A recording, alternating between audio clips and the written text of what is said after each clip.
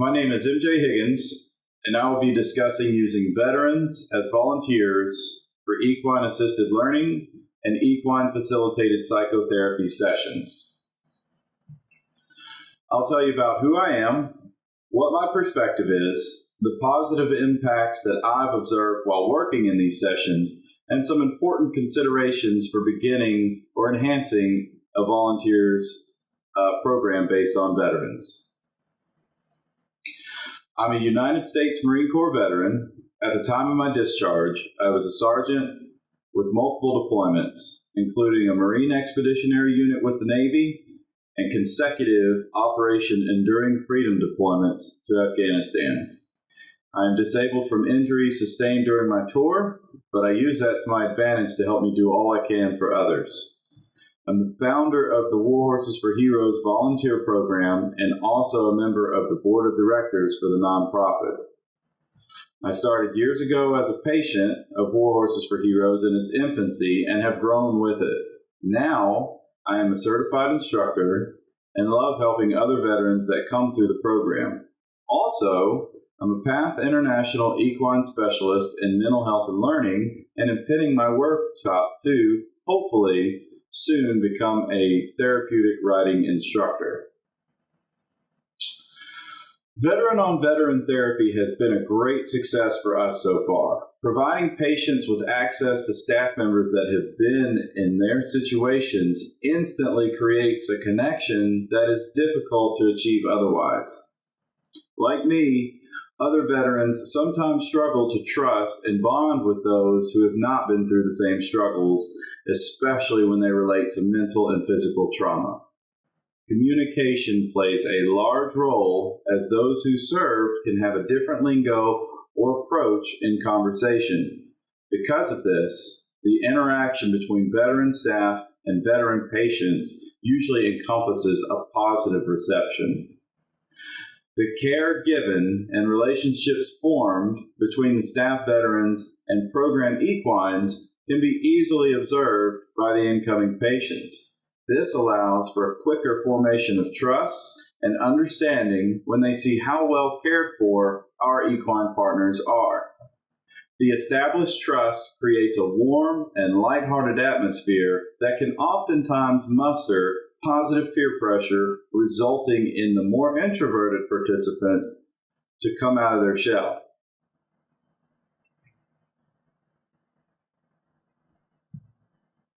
One of the most positive aspects of veterans as volunteers is watching them mentor others that are currently struggling and aiding them in their roads to recovery.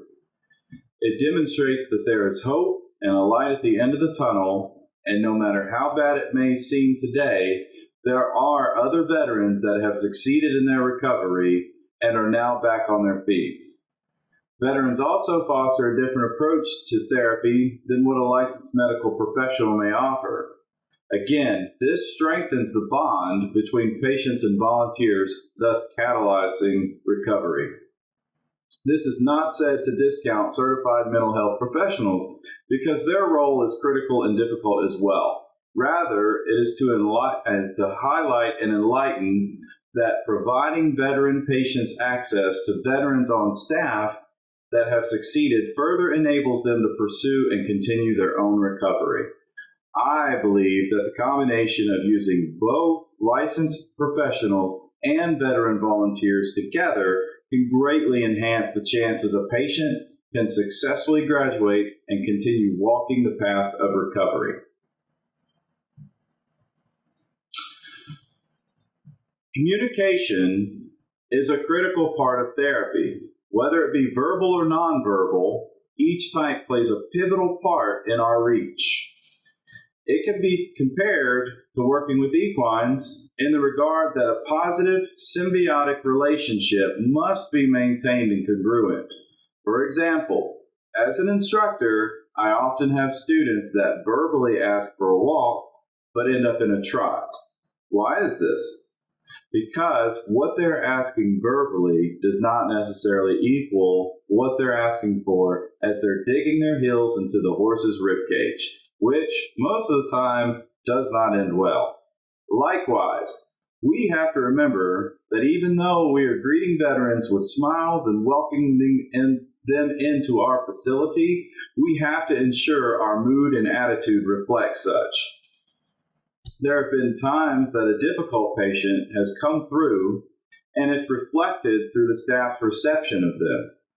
This risks compromising the very therapy that we are trying to provide because we're the ones that are incongruent. Ironically, some of those difficult patients have come back as irreplaceable volunteers because they too recognize the significant growth that they made as they went through the program. Patient reception is another key point. If they sense the atmosphere is not genuine or fabricated, the message is lost. With veterans on staff helping veteran patients, transparency and authenticity is easily achieved. The preconceived camaraderie between troops helps facilitate the fact that the program is real, and so is the help that's available. In the past, we have had unsuccessful sessions because the patients picked up on our incongruent attitudes. The veterans on staff were the very first to recognize the mistakes made and had no reservations in sharing them with the staff afterwards. Even though the truth can be difficult to face at times, it only helped the staff better and humble themselves before the next session. Likewise, when safety or equine-related mistakes were made, the horse experienced staff members were able to share constructive criticism to the veteran staff members because of the professional relationships between both sides. During my ESMHL workshop at Charleston Area Therapeutic Riding Center, the instructors, Memory Stewart and Dr. Marilyn Sokoloff, shared an observation that has stuck with me since. They said that it is our students and our patients observe how we treat the equines first. This has been a tested and true statement almost every session. The bond the staff shares with the horses is always the first to be noticed and can be the determining factor in the patient's decision to trust staff members. Because we use veterans that are alumni of our program, they have created those special bonds with the therapy equines throughout the process. The more I paid attention to this, the more apparent it was. I noticed that the patients paid special attention, even if it was subconsciously, to how we treated the horses, because that set the tone for how well they could expect to be treated. It also demonstrated the level of trust the horses showed the staff, which set a precedence for how much the patients trusted us, even before the first one was ever greeted at the barn door.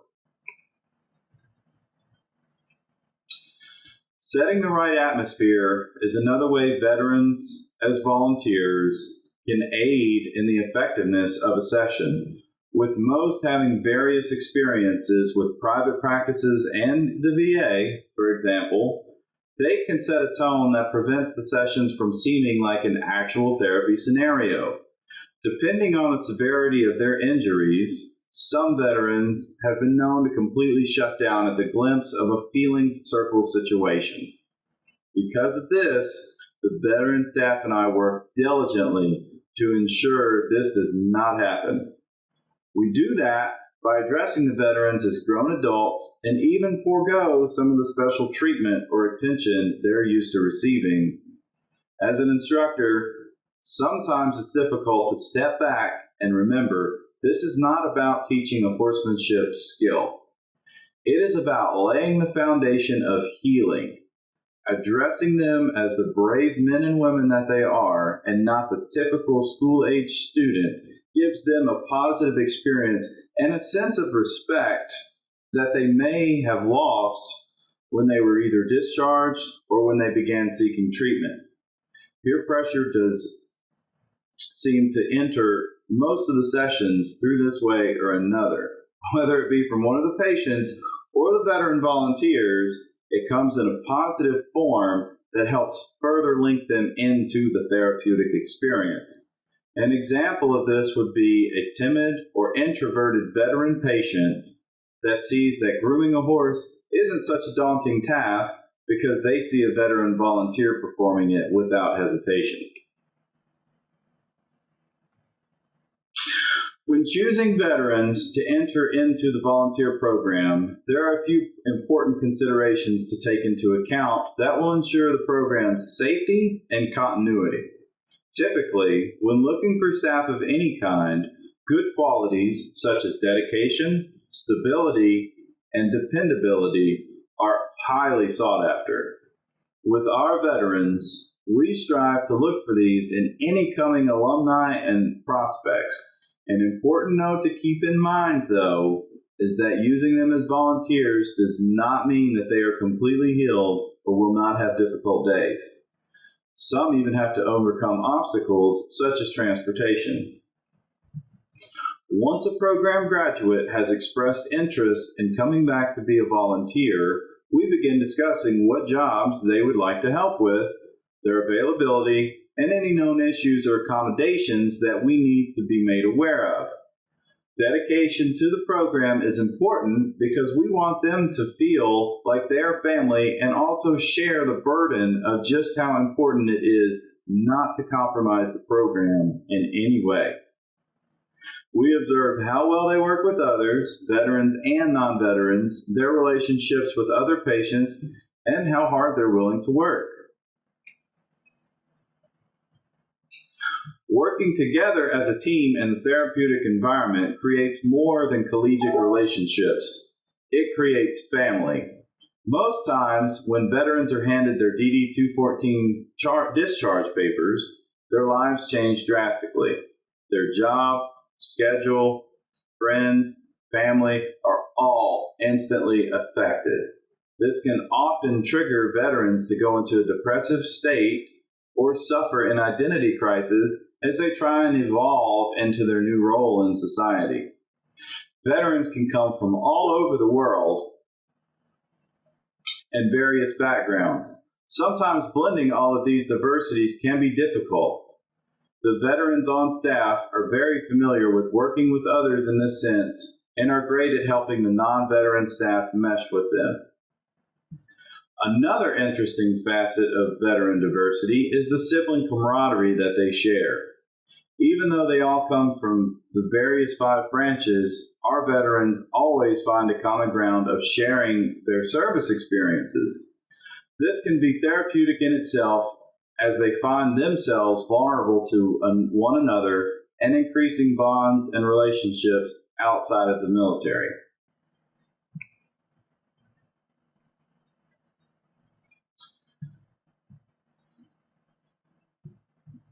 Using program graduates as volunteers allows for better continuity with the staff. Because staff members can work with the same veteran for an extended period of time, a relationship is already established. Therefore, when a patient decides to volunteer after they complete their training program, the transition is significantly eased by allowing them to team up with the staff members that they're already comfortable around. This can also encourage the veterans to stick around, further aiding their recovery by increasing their support network to those outside of their treatment program. A strong community is a big part of what helps veterans remain grounded. While in the military, this could be a platoon, company, or fellow servicemen and women. However, once out, it can be difficult to rebuild a positive community.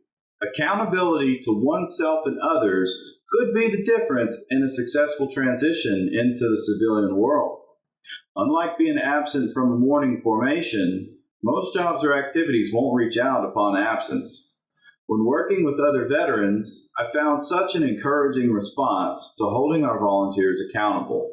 Small actions like a phone call could increase someone's welfare and being so significantly. By also including them in events like sessions or fundraisers and expecting them to follow through with their commitment to be there strengthens the bonds they form outside of the military and the treatment programs. I remember having a veteran that graduated the program and was due back the next Thursday to volunteer. He never showed up, or picked up the phone when we were trying to figure out where he was. As a veteran, we often revert to the worst when this is the case.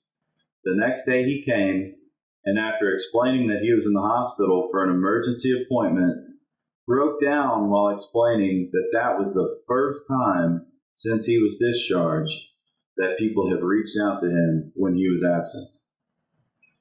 Not only had he not been contacted by anyone for accountability, he had been left to his own vices. That was such a powerful message to me. We take pride in holding ourselves and our veteran volunteers accountable, not only in the absence aspect, but also we hold them accountable for their actions. Positive reinforcement as they dive deeper into the volunteer and equestrian practices helps maintain a sense of self-worth and purpose. A vast majority of our veteran volunteers are alumni of chemical dependency, post-traumatic stress syndrome, and general disability programs. That being said, the demographic of these can be difficult to comprehend. Most have no family, no home, and on occasion, no food. We must remember that our responsibility to these men and women does not stop at the barn gates. It encompasses all aspects of life. When a veteran is seen to have no family, we strive to be there any way that we can. If they're homeless, we help them call shelters and recovery houses to locate vacancies. If they're without food or hungry, we feed them and get them in touch with food pantries. All of these actions attribute to their overall welfare and strength. The happier and stronger they are, the larger the impact our program and our outreach is. These are men and women that at one time wrote a blank check to the American people, and sometimes it falls on our shoulders to ensure that was not done in vain. As these situations are resolved, a powerful network grows. Now these volunteers are in possession of contacts and resources that they can pass on to others as they're struggling. This is a cycle that repeats, and the amount of veterans that feel hopeless can also decrease. Events like fundraisers and volunteer days are a great way to get the veteran volunteers involved. In our program, they are the primary workforce of these and often provide great expertise in certain situations. Most of the veterans have valuable trade skills that were either learned during or around their time in the service and greatly benefit the program and barn. During fundraisers, donors love interacting with the veterans and seeing exactly what they're funding. It also helps break through some of the negative perceptions civilians can have of veterans in general. For volunteer days and sessions, veterans run the show. We found that most are looking for somewhere to belong and to get involved. These are great ways to allow them an opportunity to once again find that purpose and drive in themselves and prosper. There are important qualifications when selecting the right veterans to become volunteers.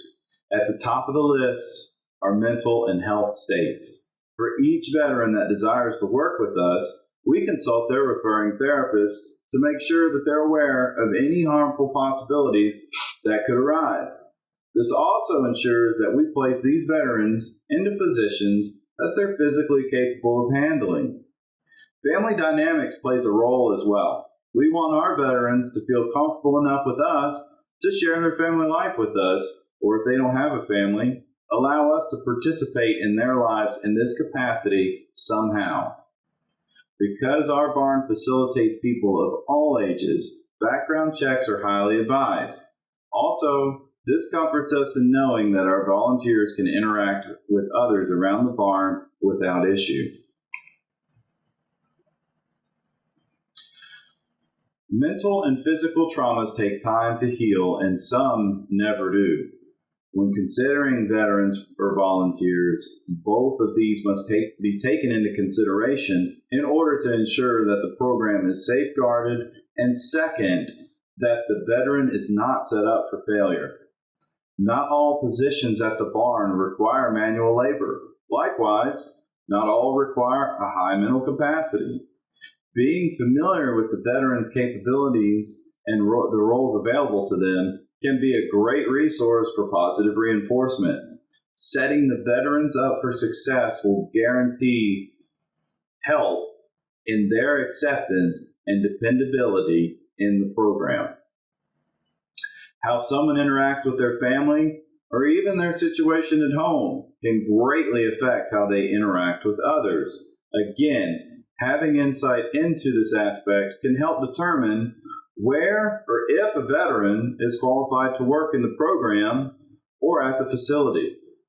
This does not mean that all of them must be a people person, but it is important to know that they are stable, able to take care of themselves, and ideally others.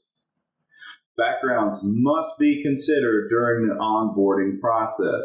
While this isn't said to necessitate professional background checks, it is important to know the criminal history of those that may be exposed to others, including children, at the barn. Since most barns are publicly accessible, it is imperative to prevent a negative situation, such as a parole or a restraining order violation, from occurring.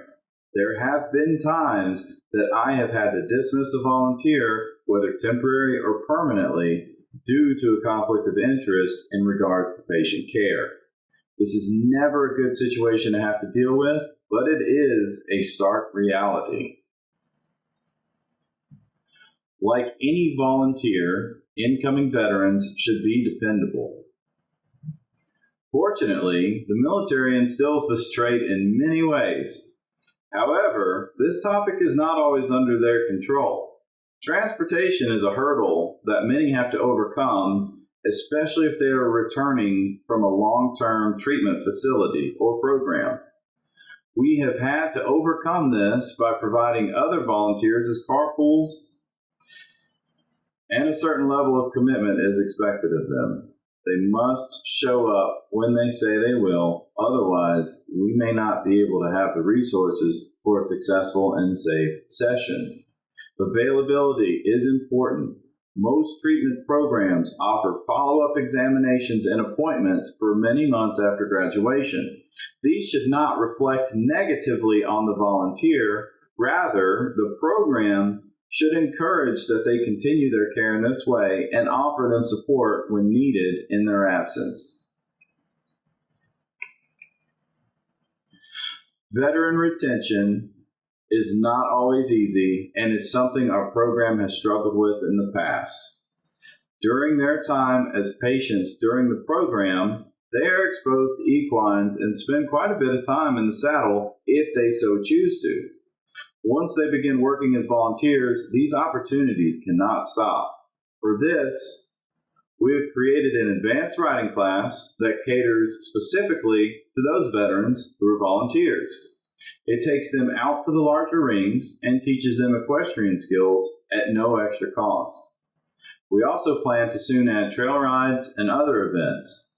This helps prevent burnout and also progresses their fitness and riding skills. Some have even used it as a form of physical therapy. We found that those that have participated in the advanced program are far more dedicated to the program and inspired to continue working in it.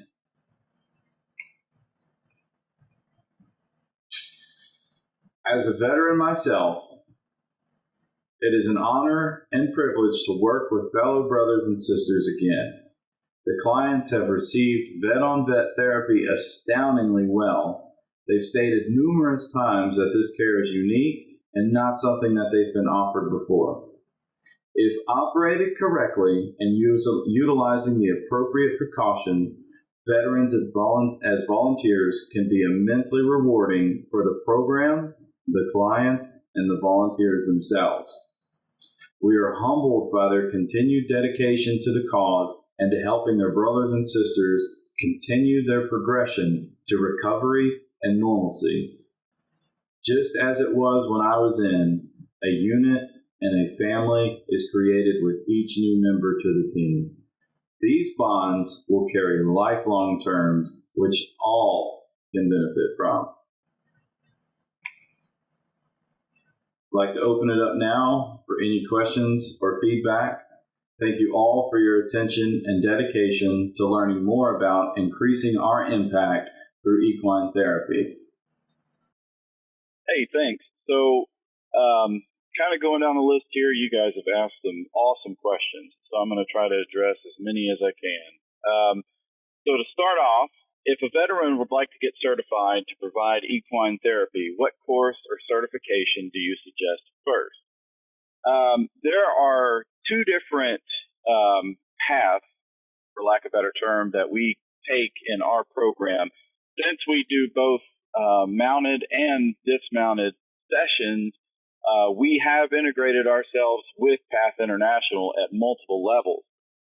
So what we combine are ESMHL and TRI certified instructors, which allows us to conduct both types of sessions as well as give a full round staff available to help, whether that be with EFP, EAL, or some other variants of therapeutic sessions. So we, again, being so entwined with Path International, highly suggest the ES or the TR just to start out with. And hopefully eventually we'll have the capacity to integrate driving and vaulting as well, as we've seen great strides and impact in both of those tracks. The next question, are we a nonprofit? Yes, our program operates as a nonprofit, and without throwing in a promotional ad, we do not charge the veterans for their sessions at all. We operate solely on donations and scholarships from outside sources, which is amazing because that takes one more burden off of the veterans' shoulders and allows us to be that more impactful across many more demographics. So what does the program consist of? Again, right now we have mounted and dismounted sessions, anywhere from simple EAL driven learning about the horse, or if we're running EFP, we will use the horse as a partner to conduct those sessions, and whether that be grooming and tacking, riding, or just a simple meet and greet, and then enter into group discussions or a workshop type situation, we accommodate for all of those variations. Thanks, Rachel, for spelling out the abbreviations for both of those certifications. We, Equine Specialist in Mental Health and Learning and Therapeutic Riding Instructor are ES and TR. Dawn asked about the American Legion and reaching out to younger Gulf War veterans. There was some good chat going on in the session discussion about that from DAV. You do have the American Legion, the VFWs, and some other programs, even Wounded Warrior, which caters specifically to modern Gulf War veterans. We are working to find more Operation Enduring Freedom, Operation New Dawn, which is new, OIF, Operation Iraqi Freedom. Some of those veterans, what we're finding, though, is there's a cultural difference between that modern group and the one that preceded them, which would be your Vietnam, Korea, and even World War II veterans. Veterans nowadays, through social media and other methods, tend to stay in touch in different ways other than going somewhere like the VFW or the Legion. So it's more difficult to interact with them on a group scale. So what drew me to this program or as a veteran to get involved with the riding program? This was actually a pilot program offered by our local Memphis VA as part of an outpatient clinic for therapeutic sessions. Like myself, there are other veterans who some of the other programs didn't really appeal to what we were looking for as far as support. Some people don't want to go sit in front of a therapist or want to sit in a circle or group setting. So this really stuck out to me. Growing up around horses to an extent really kind of came back in my life full circle. And once I'd come, it was just so addictive to see the transformation in myself and how these equines were able to help me through my struggles. People often say that the horses are their therapists. I don't necessarily agree with that, but they are therapeutic. Therapists are more bringing those issues to light and bubbling them up, and horses do accommodate for that, but they don't always make you discuss the tough things. So having that therapist or mental health professional along with equines really helps bring about a full, well-rounded program for rehabilitation. Another question is, what are the age ranges of some of our participants and veterans? We get participants anywhere from early 20s all the way up into their 70s who are able to participate in most all of our actions, whether it be mounted or unmounted. And again, because the program has so many different areas in it, we can accommodate for various disabilities, whether it be physical or mental, as well as age and endurance and stamina standpoints as well. Another question. Oh, this one's a good one. So I keep hearing about veterans. What about current service members? That's a great question. As an organization, we actually did our first Yellow Ribbon program participation a few weeks ago, and we were blown away by the level of interest and support we were given by the active duty members. And that has started our efforts into integrating them into the program as well. We're actually trying to meet with their leadership and see what kind of transformation will we have to make to accommodate them as well, because you're right. Those on active duty may have the exact same struggles as someone who's already separated, and that's an issue. So we're looking to hopefully include those in the next few months to a year. This one's another good one. So could you address the topic further, including the importance of respect towards veterans versus other clients?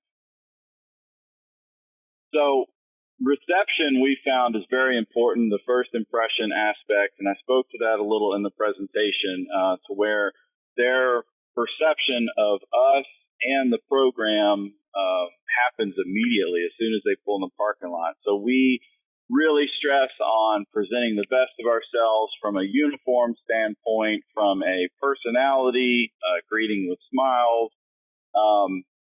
But the respect comes in where we have to adjust ourselves from our typical school-age clients to veterans that are grown adults and address them as such. So there's a different approach verbally when addressing them, making sure that, again, we're not pressuring them in an EFP, equine facilitated psychotherapy session, towards a horsemanship skill.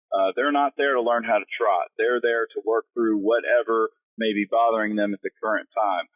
So we're not going to push them over the cross rails. We're not going to worry about whether or not they're gaining the correct diagonal at a trot. We're concerned about making that therapeutic moment happen.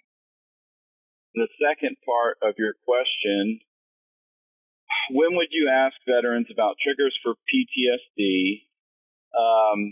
And then during the formative session or during the first contact or referral? And I wouldn't want to give veterans more paperwork since the VA gives them enough already. That's a fair point.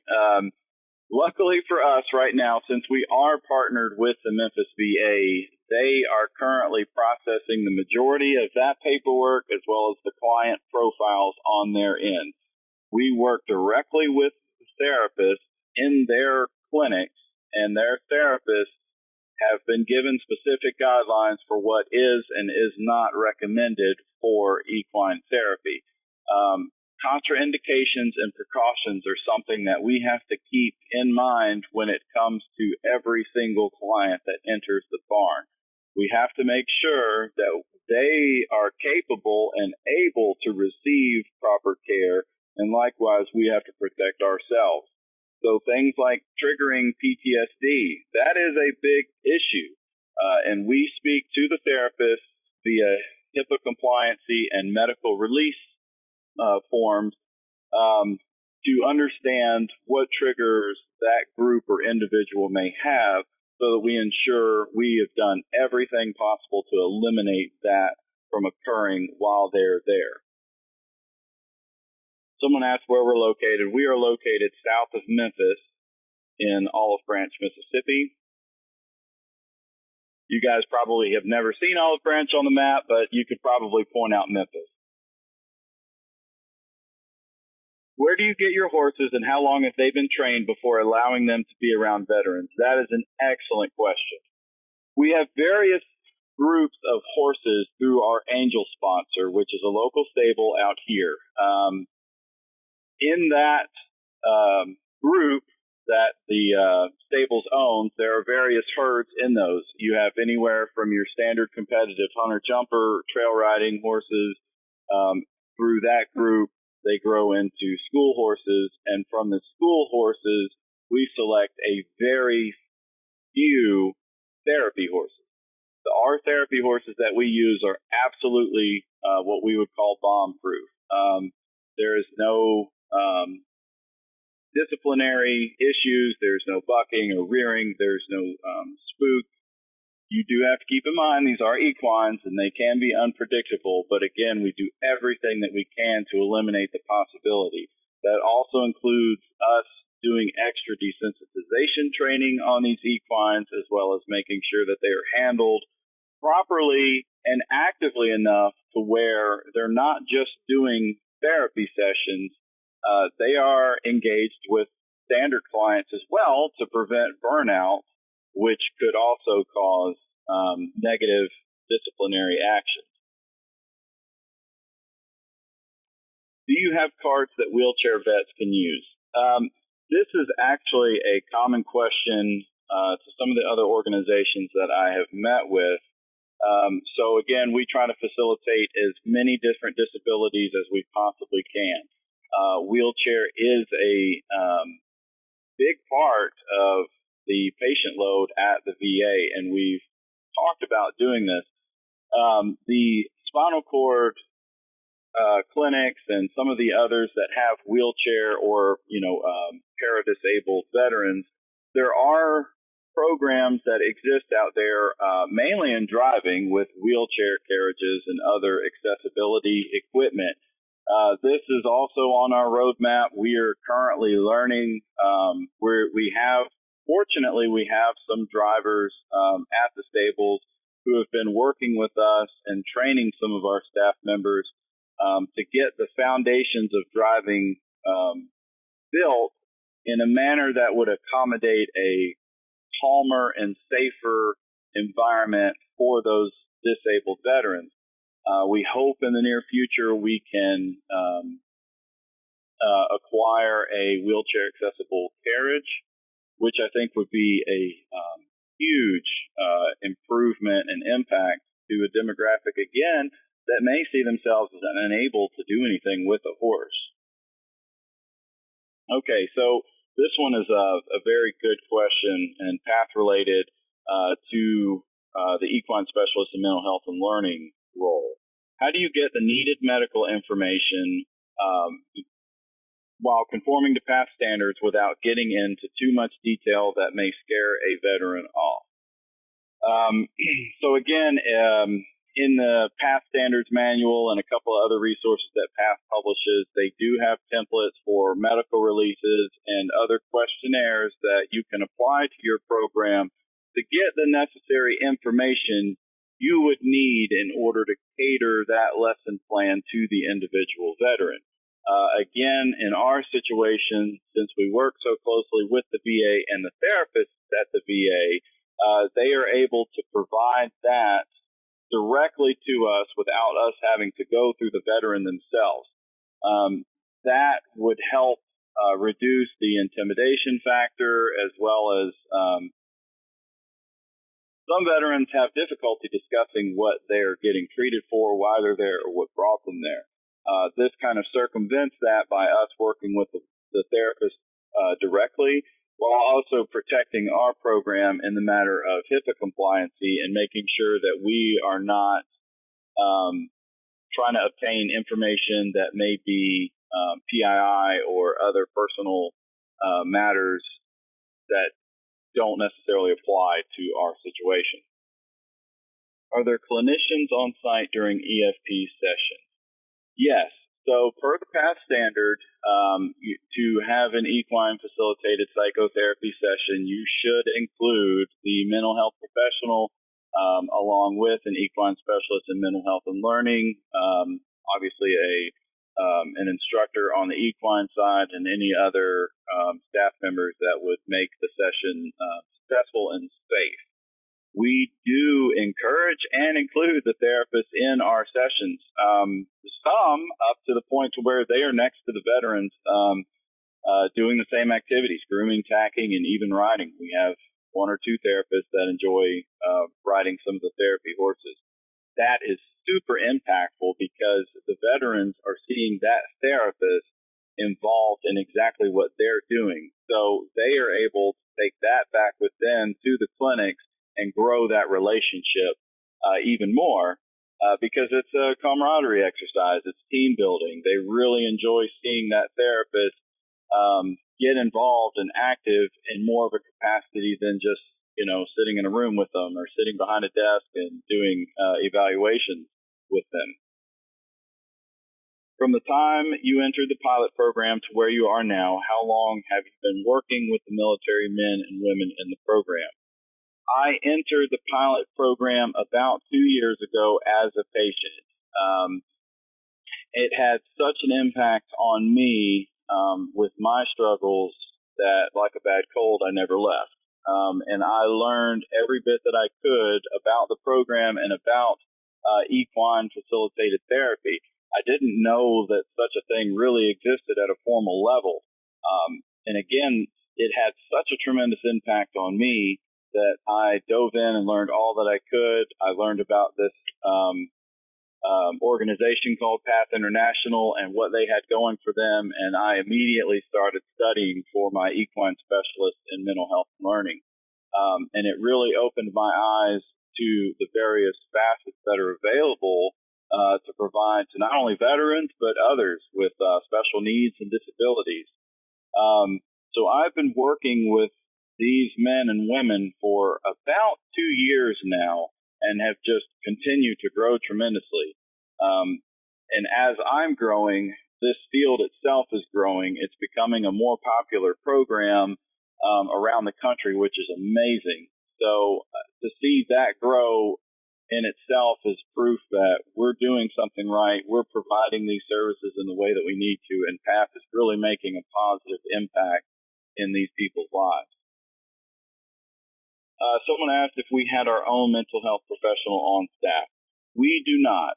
We have discussed that. That is a valid point. There are a couple of programs that have approached and asked that same question. Currently, we do not have someone on staff. We are hoping in our roadmap to eventually bring someone on staff for that. As of right now, though, again, we reach out to various clinics and therapists directly and partner with them in their current programs so that we can just be an added benefit to their treatment plans to the patient. Oh, this is a really good one, Christy. So I mentioned the Brotherhood in the military, but for 1 in 4 women veterans, they had issues with the Brotherhood. Women veterans may want to volunteer, but they fear being surrounded by men, yet they want that brotherhood. How do you accommodate your women veterans while keeping them safe? That is an excellent question. This barn that we operate in, our angel sponsor, is an English discipline barn. And in the English world is predominantly women. Ironically, the program that we operate is predominantly men. And if you look at the veteran statistics, you'll see that the ratio men to women is a significant difference. Be that as it may, we strive to accommodate those women veterans that come around, and we absolutely love having them a part of the program. There are only a few so far. We're hoping to gain some more, but we found that they bring such a positive impact and role to both the men and women, especially the women veterans, because you're right.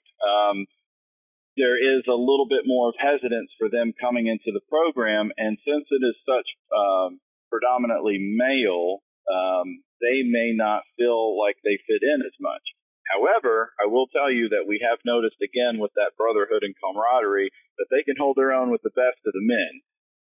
They have no issue with integrating, and we absolutely love them being a part of the team.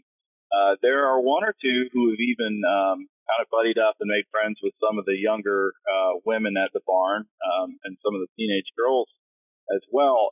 And it's such a cool and positive thing to see those relationships grow because, again, it gives the women even more inclusion and gets them even more involved in the horse world, which in turn gets them more involved with our program.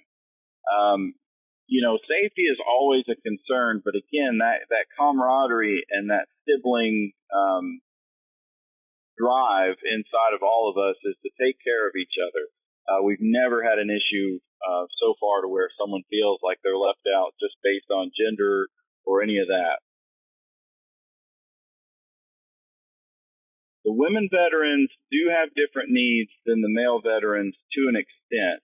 And that's an important topic to discuss, and that's probably its own presentation. Maybe next year we can put that in the agenda. That is huge, and that is why we prefer having those women veterans that come through the program stick around and stay. Veteran-on-veteran therapy is very positive and well received, but to be able to have a woman veteran with a woman veteran in a therapy standpoint is even more. Just to be able to have that option is great. Again, if you have a question, go ahead and type it into the Q&A pod at the bottom of the screen. We do have a few minutes left to answer your questions. A terrific presentation by MJ Higgins today. But while we're waiting for that, anything you want to follow up on, any additional information? We had a new question come in. Are the therapists billing through insurance while there? This is, I like this question because it can go kind of one or two ways. So we have talked about as a program, again, if we had a mental health professional on staff, technically they could prescribe their own patients to the program, and technically they could bill through their own license of practice to service those participants. However, as we have it right now, again, the veterans are never charged. The therapists that come through the Memphis VA, that's already funded through other methods. So that is all on their end of the agreement. And that comes into play with any of the other clinics that we've met with. They're already billing through insurance. They've already got their own accommodations for their end. We are just being included in that program or that treatment plan. We are still studying billing through insurance.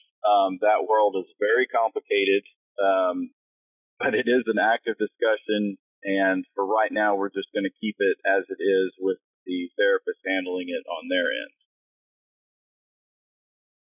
Some of the biggest hurdles when establishing the program, to be quite honest with you, rapport is a big one. So with the veteran community, and me being a veteran myself, without going into too many details, there are a couple of organizations who have burned some bridges or who we feel like have betrayed us from a care standpoint. That's a big thing. And now that we've broken through the ice and we have worked with a couple of hundred veterans, and the word has gotten spread out that, hey, this is a good and positive environment and they really do care about what they're doing, we're finding that it's much easier to get new participants enrolled in the program. Another one of the biggest hurdles, again, is funding. We don't charge these veterans, so every little bit helps, and especially with the nonprofit, we're not just, overflowing with funding. As great as that would be, it is something that we have to take from a realist standpoint and address, because we do have horse maintenance and equipment maintenance and staff needs, safety equipment. So those are big parts of getting that program off the ground, is making sure that you have the proper amount of seed money as well as a good pool of donors to continue funding that operation.